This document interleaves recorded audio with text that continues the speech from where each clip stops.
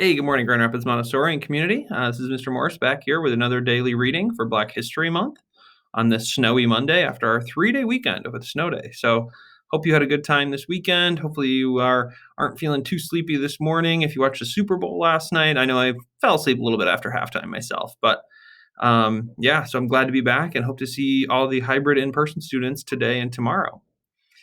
Today, we're going to be reading about educator and sculptor Augusta Savage, who lived from 1892 to 1962. You can see a picture of her right there.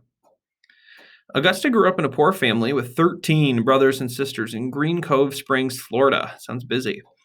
As a child, she had no toys to play with, but she loved to make things. Augusta spent time in her backyard, where the soil was rich with natural red clay. This was where she learned to make miniature animals for herself and others. However, her father did not approve of her creativity. Even though it meant angering him, Augusta continued to sculpt. In 1921, she moved to Harlem, a prominent African American neighborhood in New York City. At the time, the community was experiencing an exciting boom in the arts known as the Harlem Renaissance, and Augusta was part of it. She thrived artistically, but this did not change the hardships of racism that were still prevalent in the United States and around the world.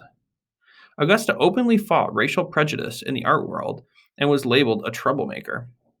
She said that she was standing up not only for herself, but for future students of color. Augusta dedicated much of her life to teaching and encouraging young people to pursue their artistic passion. She felt that their creations could be part of her legacy. In Harlem, she opened her own school, the Savage School of Arts and Crafts, and she became the first director of the Harlem Community Arts Center.